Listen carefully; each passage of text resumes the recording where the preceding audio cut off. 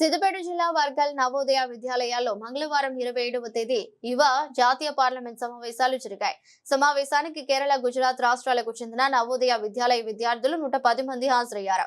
యువ పార్లమెంట్ సమావేశంలో కేంద్ర ప్రభుత్వం నూతనంగా తీసుకువచ్చిన చట్టాలు, వాటి అమలు తీరును వివరించారు.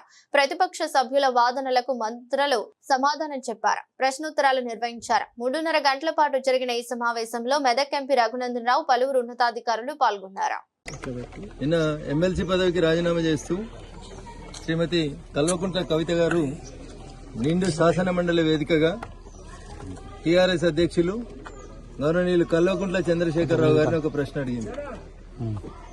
భారతీయ జనతా పార్టీ చంద్రశేఖరరావు గారు ముఖ్యమంత్రిగా ఉన్నప్పటి నుంచి అడుగుతున్నటువంటి ప్రశ్ననే నిన్న నిండు శాసన మండలిలో కవిత అడిగింది.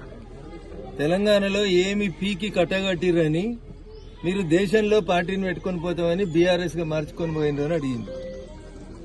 ఇలా యువరాజు గారు చెప్తారా, బావాలు చెప్తారా, బామ్మర్దులు చెప్తారా, లేకపోతే పెద్ద ఆయన ఫామ్ హౌస్లకు వెళ్ళి లేచి వచ్చి బయటకు వచ్చి చెప్తారా చెప్పాలి. పంజాబ్ రైతులకు కొంచెం పోయి పైసలు ఎట్లా ఇచ్చారు, మహారాష్ట్రలో ఎట్లా ఇచ్చారు, కర్ణాటకలో ఎట్లా ఇచ్చారు, తెలంగాణలో నీ ఫామ్ హౌస్ దగ్గరకు వచ్చి చచ్చిపోయిన మా దౌలతాబాద్ రైతన్నలకు, చేగుంట రైతన్నలకు ఎందుకు డబ్బులు ఇవ్వలేదని మేము ప్రతిపక్షంగా చాలా సంవత్సరాల నుంచి మిమ్మల్ని మీరు ముఖ్యమంత్రి ఉన్నప్పటి నుంచి డిమాండ్ చేస్తా ఉన్నాం.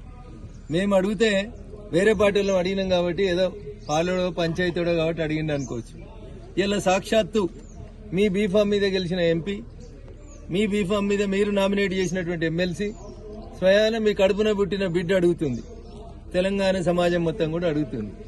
తెలంగాణకి మీరు ఏమి పీకి కట్టగట్టిర్రని మీరు బీఆర్ఎస్ పార్టీ పేరు మార్చుకొని దేశమంతా తిరిగి ఎవరిని ఉద్ధరిస్తామని పోయిండ్రు. ముందు ఈ ప్రశ్నకు సమాధానం చెప్పినాక కేసీఆర్ గారైనా, కేటీఆర్ గారైనా, ఇంకెవరైనా వేరే విషయాలు మాట్లాడితే బాగుంటుంది. ఇకపోతే రాష్ట్ర శాసనసభలో జరుగుతున్నటువంటి భాష సంభాషణను చూస్తే నిజంగా బాధాకరమైనటువంటి విషయం. చదువుకున్న వాళ్ళు, కొత్త వాళ్ళు, రాజకీయాలకి రావాలనుకుంటున్నటువంటి మేధావులు, ఈ రాష్ట్రంలో అధికారంలో ఉన్నటువంటి కాంగ్రెస్ పార్టీ నాయకుడు, ముఖ్యమంత్రి గారు, ప్రతిపక్ష నాయకులు మాట్లాడుతున్నటువంటి మాటల్ని చూస్తుంటే సిగ్గుతో తల వంచుకునేటువంటి పరిస్థితి ఉంది. మీ దగ్గర సబ్జెక్ట్ ఉంటే సబ్జెక్ట్ మీద మాట్లాడుండ్రి.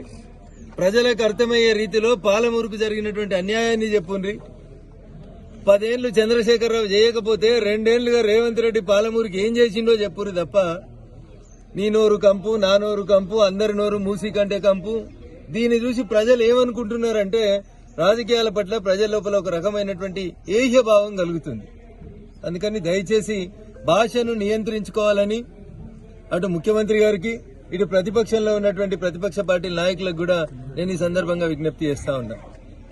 దయచేసి భావితరాలకి మనం సభ నడుపుతున్నటువంటి సందర్భంగా వాడుతున్న భాష గాని, బయట వాడుతున్నటువంటి భాషకు గాని కొంచెం దయచేసి ప్రజలు ఆమోదించే రీతి లోపల ఉండాలని చెప్పి విజ్ఞప్తి చేస్తూ, పాత ప్రభుత్వం, టీఆర్ఎస్ ప్రభుత్వం పాత సర్పంచుల్ని విస్మరించింది, పనులు చేయించి రోడ్ల మీద వేసింది, బిల్లులు ఇయ్యలేదు, మన ఊరు మనబడి బిల్లులు రాలేదు అని చెప్పి అప్పుడున్నటువంటి ప్రభుత్వం మంచిగా పనిచేస్తలేదని కాంగ్రెస్ కు అవకాశం ఇచ్చింది తెలంగాణ ప్రజలు.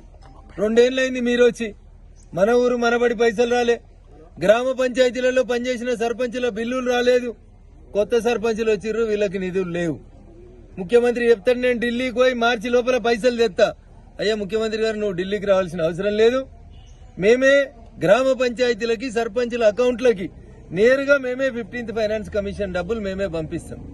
కాబట్టి మేమిచ్చిన పైసలు, భారత ప్రభుత్వం ఇచ్చిన పైసలు, ఢిల్లీ నుంచి వచ్చిన పైసలు నేను ఇచ్చిన అని సంకలు గుద్దుకోవడం గాక దయచేసి గ్రామ పంచాయతీలు పటిష్టంగా ఉండాలంటే, ఏదో అంటారు కదా పొద్దుగలైతే మహాత్మా గాంధీ గారి పేరు తీసేసిరని మాట్లాడుతున్నారు కదా. నిజంగా మహాత్మా గాంధీ కలలు కన్నటువంటి పల్లెలు బాగుండాలనే కోరిక మీకుంటే, అయ్యా ముఖ్యమంత్రి గారు, కేంద్రం ఎట్లయితే 15th ఫైనాన్స్ కమిషన్ నిధులు నేరుగా గ్రామ పంచాయతీలకు ఇస్తుందో మీకు చేతనైతే 100 ఇస్తారా, 200 ఇస్తారా, 1000 కోట్లు ఇస్తారా ఇయ్యండ్రి. బట్టి గారు పెట్టిరు కదా 2.5 లక్షల కోట్ల బడ్జెట్ పెట్టిండు. 2.5 లక్షల కోట్ల బడ్జెట్ లో ఒక్కొక్క పంచాయతీకి 10 లక్షలు, 12,000 పంచాయతీలు ఉన్నాయి. 12,000 పంచాయతీలు ఇంటూ 10 లక్షలు లెక్కేస్తే 1,200 కోట్లు కూడా కావు. గివి ఇయ్యండి ముందుగా చేతనైతే. కేంద్రంకి వెళ్ళి 3,000 కోట్లు తెస్తా, కేంద్రం ఇస్తుంది, మేమే బాధ్యతగా ఉన్నాం. రేపు మార్చి 31 లోపల మీరు మున్సిపల్ ఎన్నికలు పెడితే భారత ప్రభుత్వం సుమారు 1000 కోట్ల రూపాయలు మున్సిపాలిటీలకు రిలీజ్ చేస్తా అని చెప్పింది. మీరు మున్సిపాలిటీలలో కలిసినటువంటి వార్డుల విభజన రాదు మీకు.